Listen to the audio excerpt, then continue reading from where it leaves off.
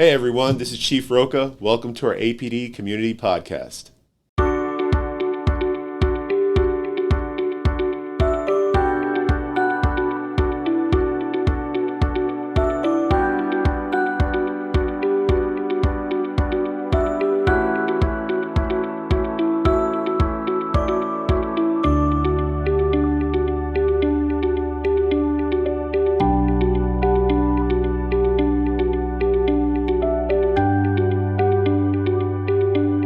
Hola mi gente, ¿cómo están todo en la comunidad? Hi everybody, how you doing? This is Chief Roca. I'm joining you at the APD Podcast Studio. I have a special guest with me today. We have Melvin Thomas, the Allen football head coach. Sir, can you introduce yourself to the community, please? First of all, Chief, were you speaking Spanish? I was speaking Spanish. Awesome. Hello, folks. Mel Thomas Jr. here. Like the Chief said, head football coach with Melvin Canaries. I'm happy to be here, Chief. Thank you, sir.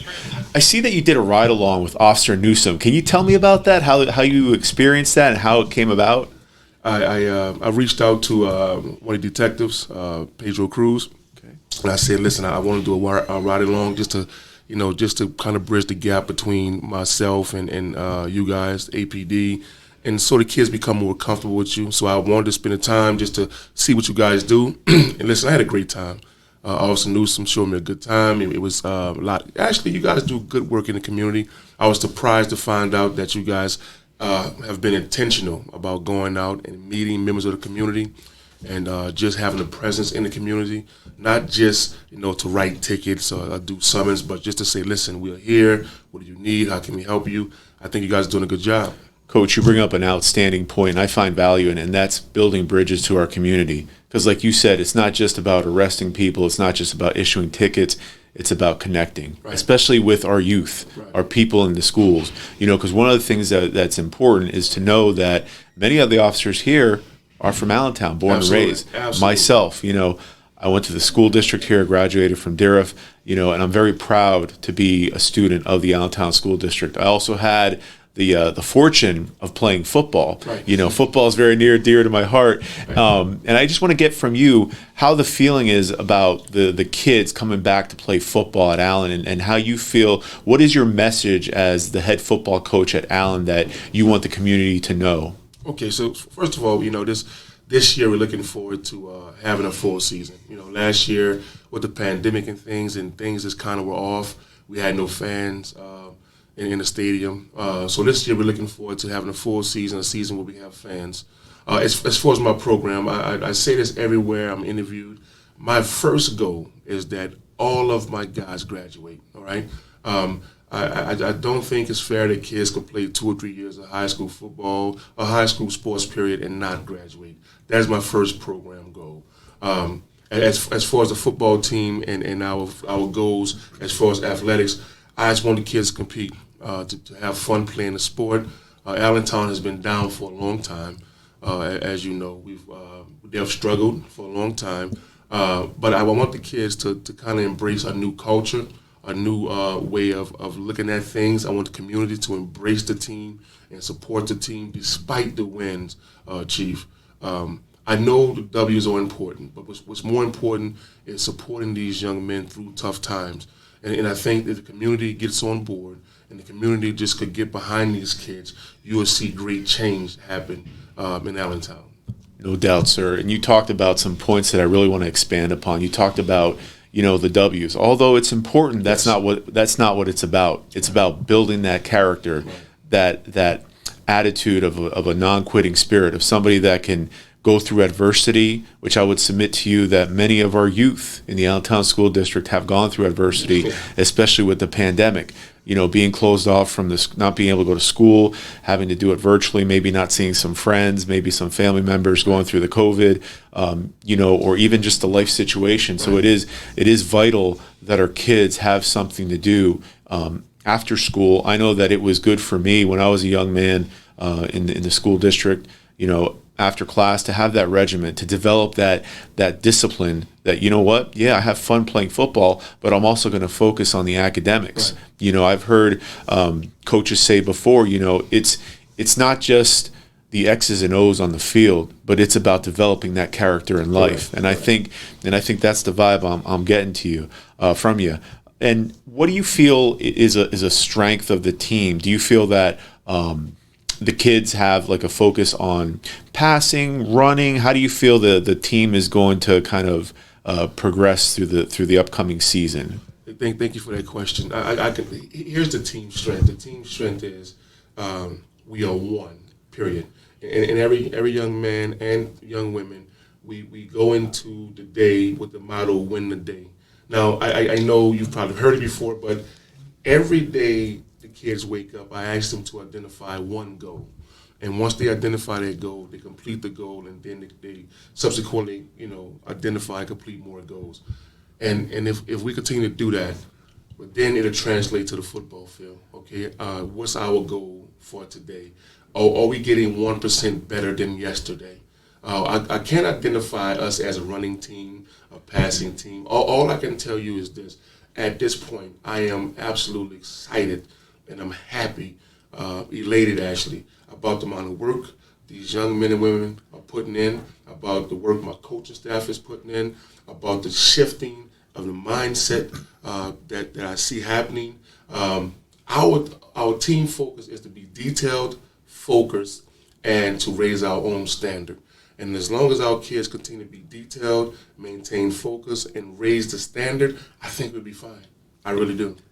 Exactly. You're going to see that positivity radiate because just talking to you, I get that sense of that positive vibe, that radiation. That's going to be what's infectious on the team, and it's going to be something that's going to carry through difficult times because some of our students, they deal with a lot of obstacles, and sometimes it's about building up that self-esteem and that self-confidence to know, you know what, we're going to face our challenges in life. I'm sure nobody handed us anything in life from our brief conversation that we had. We had to work hard for what we have, and it's important that we instill that same ethic in our kids, And you mentioned a couple of things.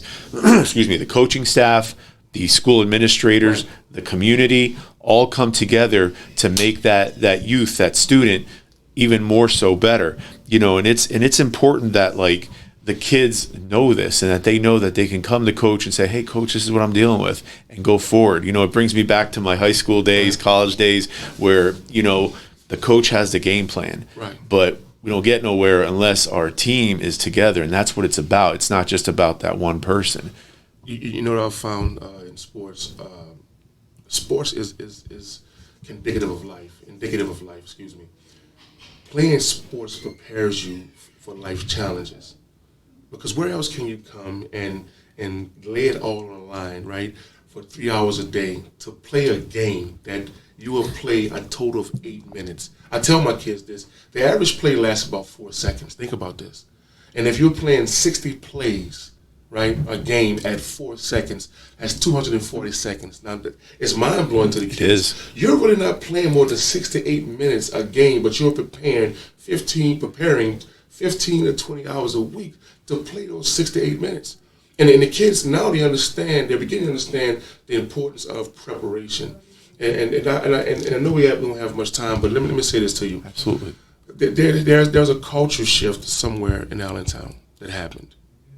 And it's happening all over the United States, especially in high school football and athletics.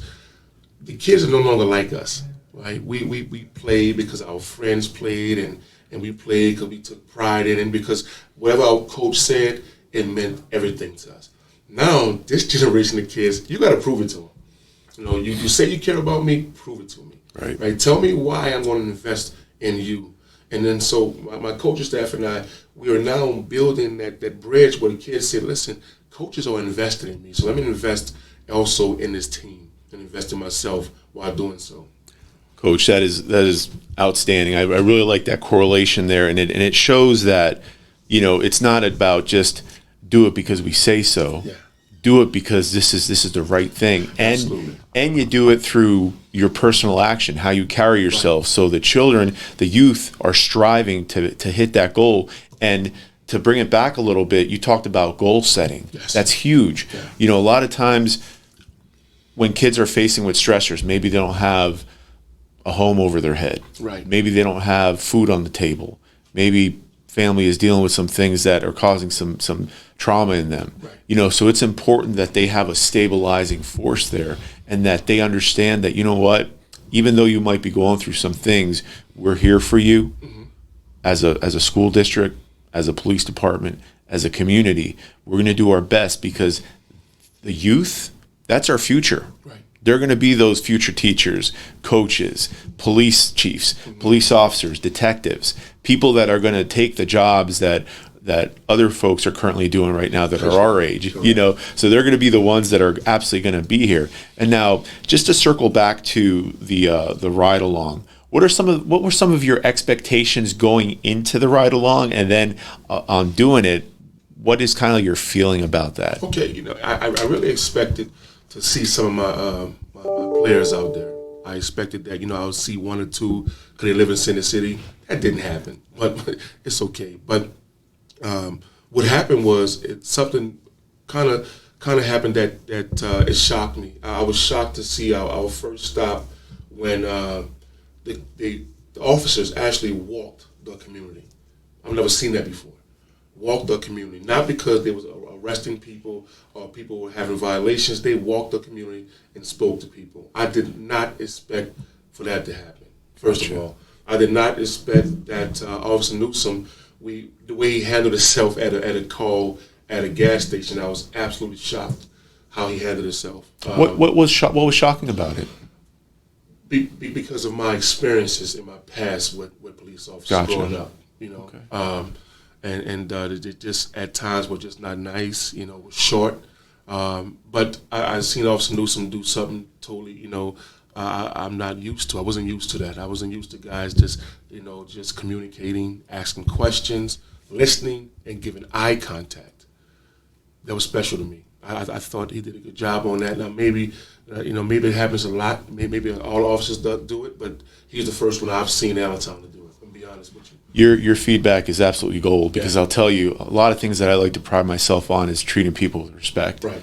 Even if that person's being disrespectful to me. Right. And I'll tell you why, because I look at that person as somebody's family member, somebody's relative, or it could be my mother in front of me, right? And I'm going to treat my family members with respect, with the courtesy. We might not always agree on something, and sometimes people don't like to be told what to do, but sometimes it's for that person's safety or something of that nature. But to your example, we're gonna be out there, and that's something that we do. We interact with people, we talk to them.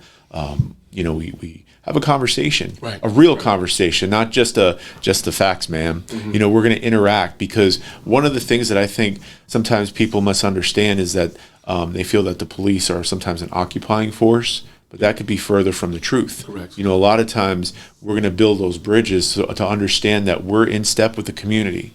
When I was a West End captain, one of the things that I would go to my community groups and say, and this wasn't just verbal, this was something that I honestly believe, is that you hear about police, community policing, and everybody has their idea on what that is, and sometimes they think that it's just walking around the neighborhood talking to people, but it's much more than that.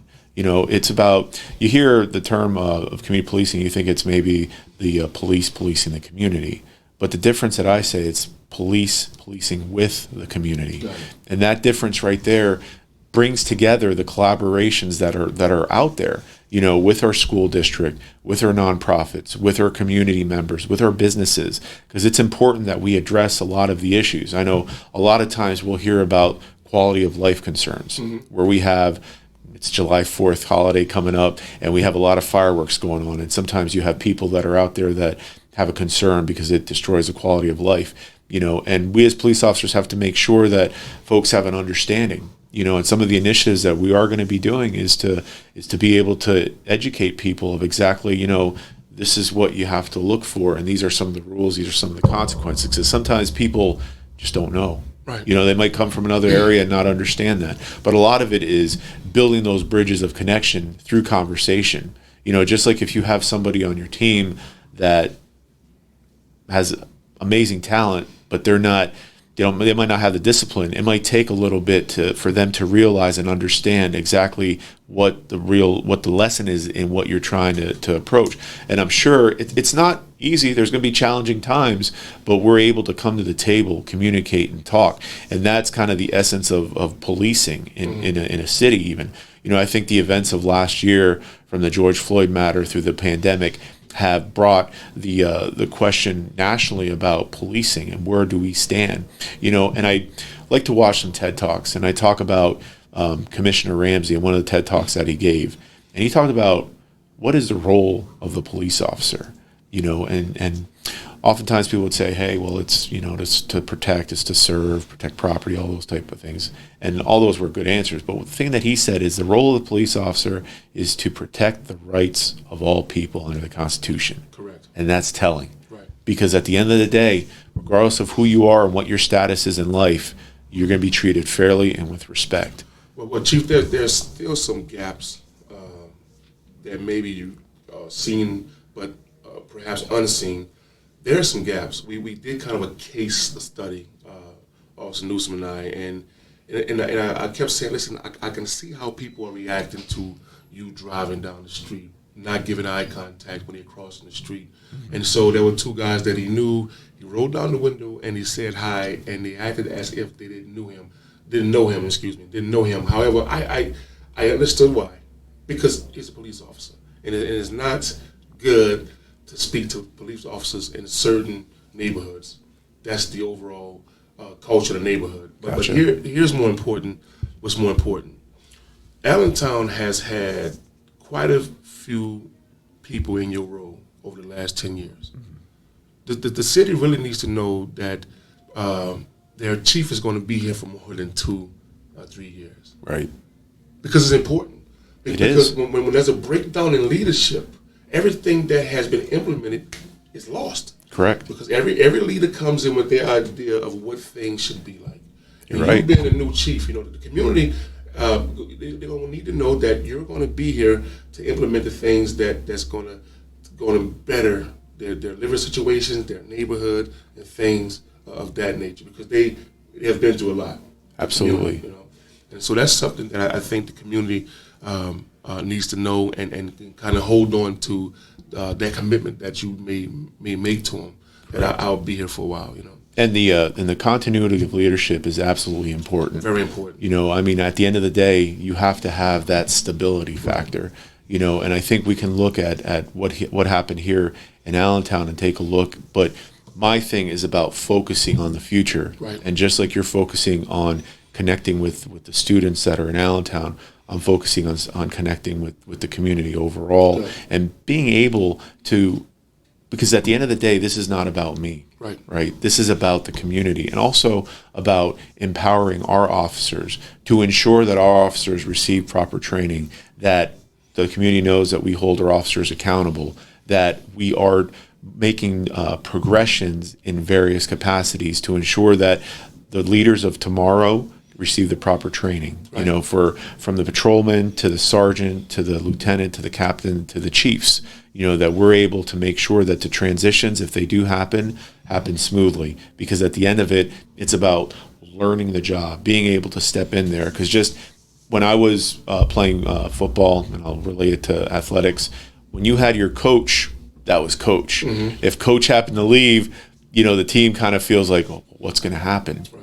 And in changeover and leadership, sometimes that's happening. Well, what's going to happen? You know what I mean? So it's vital and important to have a stabilizing force. I agree. And my plan is to be a stabilizing force. The community will be happy to hear that.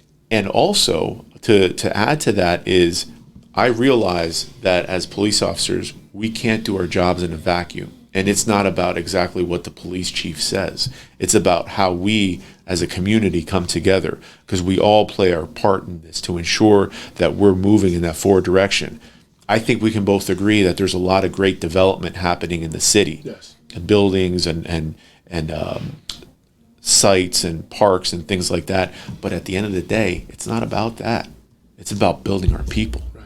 Making sure that everybody from the disenfranchised to everybody else has that opportunity, and that we can move forward together. And part of that is to have these conversations. Right. And sometimes the conversations are going to be tough. It's going to be tough conversations. They're going to be tough, you know, and part of that accountability factor is to have that. Right. But I can tell you, going back to the George Floyd protests and some of the things that were happening in the city, we met with the organizers. We had conversations. You know, we went through this. And I'm not saying it's all good and everything right now as far as people's feelings, but we're able to, on a civil aspect, connect. Right. We're able to talk about issues of importance, because it's important to know, and you said it yourself, some community members might not want to say hi to the police officer because it might be like a sign of weakness, or Right. or they look at you and like, I'm not talking to you, man. Like I don't waste my time, Right. you know. And you know, I myself know, growing up in Allentown, that, you know, there's a lot of work that we have to do as a police department. Right. You know, it's important that we reach those that may not want to be talked to by the police officers, because yes, we have our people in the community groups that will come there and they support us, and we have a lot of people out there that also support us, but there's also some people that might have like maybe a misunderstanding, or they went through something that kind of shaped that idea of policing. Right. You know, you said yourself that maybe you had some interactions Yeah. in your youth, and it was like those things stuck in the back of your head, you know, and maybe there was some interaction that happened where you didn't quite feel that it went proper. But at the end of it, to understand that we're human. Right. We got the same bone structures, you know, our circulation system is the same. The only difference is, you know, maybe the color of our skin, our hair, Right. whatever, but that's across the board everywhere. But that's not something to discriminate on. It's not something to keep a person down, because everybody has value and everybody has a voice. And that's what's important here in the United States of America, especially here in the city of Allentown, that our strength is our people. Correct. You know, at the end of it, regardless of what group you're in, you know, we got to work through those divisions. We got to be able to unite our community, bring them together. And it's going to take the work of not just the chief of police. Right. It's going to take the work of the Allentown School District, Right. of the nonprofits. I think that if we continue to grow with each other and care about each other and love each other and be more understanding, I think we'll see the violence decrease. Now, with that being said, we have to look at how can we, especially in the city of Allentown, kind of bridge that gap, that when I'm frustrated, I'm able to talk to you, or I feel comfortable calling the police about an issue that you and I, you know, we don't agree on, but can you and I just reason together in the presence of a police officer so we can rectify it, not because I want to get you in trouble, or not because I want to see you arrested, but just reason together and not take things to the nth degree to where we're getting violent and we are having physical altercations. And listen, there's no answer for this other than educating people. Now, then you think in your mind, what is educating people? There is no answer for this, Chief. People are just frustrated, and people they're lashing out. You know, we don't know what set people off. You know, and Right. things just set people off. And there are times when, you know, there's senseless crimes and murders, and you scratch your head at what happened. Well, we don't know. I just think that we're more kind and compassionate towards one another. These things will decrease. You are absolutely correct, and you said a couple of things that I want to bring up. You said love and understanding. Yes. And I think that is huge. I think that's part of that relationship building. You know, regardless of what your profession is in life, you know what I mean? Like, it's important that we keep that connections in mind, because there is a lot of people that are frustrated. We can bring it to the pandemic. A lot of people lost their jobs. A lot of people were suffering because, you know, maybe the job that they had laid them off, or, Right. or the job went virtual, and, you know, or whatever reason, it kind of impacted them. So people are frustrated out there, you know, and part of the process is that now we're coming back, kind of ending the pandemic, Right. but we're making strides. And I think what's important is that conversation is open Right. across the nation with various police departments, and how we reflect it back to Allentown. You know, it's about making those deep connections, you know, and not just a once and done thing. You know, like we need to make sure that the community knows, like, you know what, the police department is here. We're here to ensure the safety of folks. I want to speak on that, Chief. Absolutely. The connection is not going to be with people our age. Correct. We have to look at the police department, connect with the youth, you know, and here's the reason why. You said it earlier, they are the future leaders of our community. They're the ones who are going to be calling the shots. They're the ones who are going to lead in our community. They're the ones who honestly have the strongest voice. The youth have the strongest voice in every community. You're right. Right?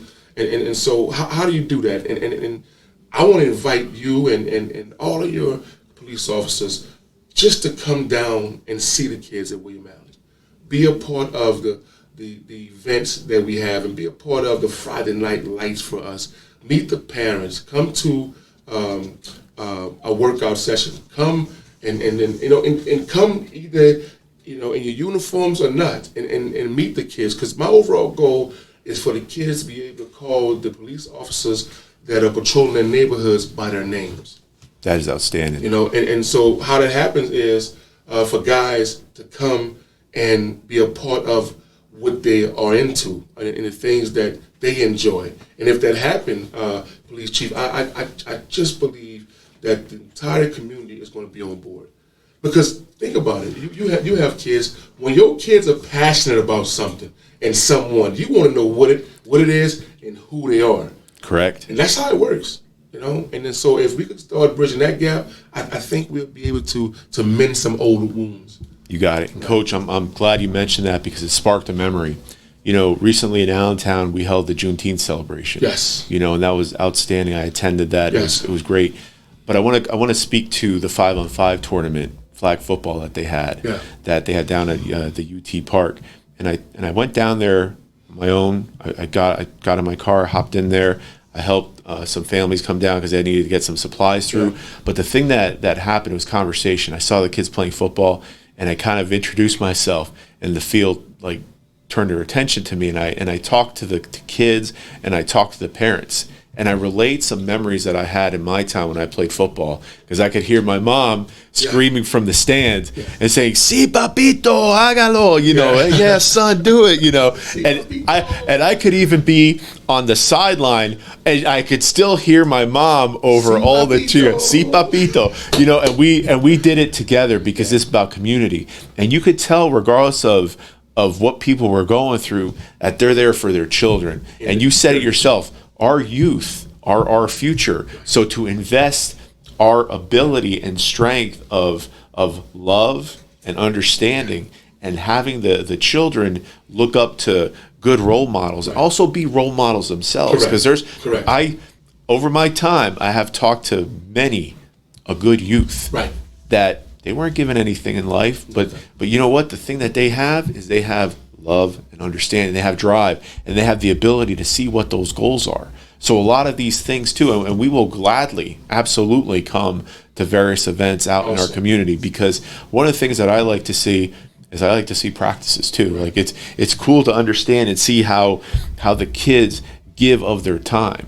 You know, recently we were at the Hope Church basketball game that they had at 12th and Gordon there. Pastor Suarez out there. I'll say hello to Pastor Suarez if he's going to be watching this.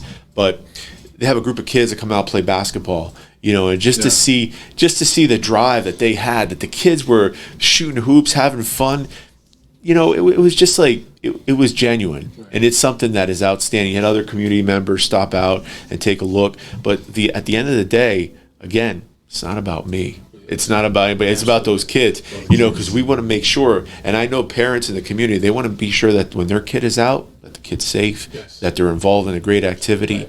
You know, I have a passion for football. I really love it. I don't know if I want to tell you my pro team that I like, because, you know, you might cross the table there, but, well, and I'll tell it to you. It's the Pittsburgh Steelers. Oh, I'm fine with the Steelers. You're still, okay, then I'm good. Then I can sit here. So, Coach, something that I wanted to ask was about doing an initiative with the kids taking the police physical agility exam. And what are your thoughts? Do you think they'd be interested in doing that? Well, we've spoken to the kids about it. The kid, they're on board. They're excited. I think we planned it for July 10th. July 10th. July 10th. Perfect. And it's going to be at JBC. I have to clear it, but I think we'll be good to go. The AD is on board. The kids are on board. They want to take the challenge. That is perfect. Absolutely. And I think I just want to recap by saying I appreciate you coming in today and talking with us and sharing some of your thoughts on a couple of important issues in our community. And at the end of the day, from the police department, we're going to continue being that partner out there. Yeah. We're going to continue to have that conversation. I am focused on making sure that we build those bridges, those relationships, and that at the end of it, it's going to be about the youth. Yeah. Because you're absolutely correct. And one of my initiatives, one of my things is to connect with those youths and make sure, that the kids have that goal, have that goal every day as you put it. And it's something that just in everyday life, the community has it too, because sometimes people have struggled through this pandemic. And I can't stress enough that as we're making it through this, we're getting back to quote unquote normalcy. But we want it to be where the normal isn't the thing of the past. It's about what we're going to do to improve this city together. Moving forward. I totally agree with you. From the city to the school district, to nonprofits, to our community groups, to our businesses, and our citizens, residents, whoever, and whatever their life circumstances, because everyone has a voice. Coach, where can the community find you? Is there a page or something or a link that they can go to find out about you or about the Allen program? Yeah, absolutely. On social media, on Twitter, we are the Canary Touchdown or Canary Touchdown Club. All you have to do is when you go to Canary Touchdown Club or Canary Touchdown, look for the logo, the helmet logo. The helmet logo. On Facebook and Twitter. We also have an email address, canarytouchdownclub at gmail.com. Canary Touchdown Club at gmail. At gmail.com. Yes. Gotcha. Coach, I want to thank you again for everything. Absolutely. Gracias a todos para estar aquí con nosotros, aprendiendo y hablando con Coach Thomas. Estamos muy orgullosos con él. Very happy with the community. Thank you guys for joining us today and talking with Coach Thomas. We absolutely love this session. Stay tuned for more conversations with the community at our APD podcast. Have a great day.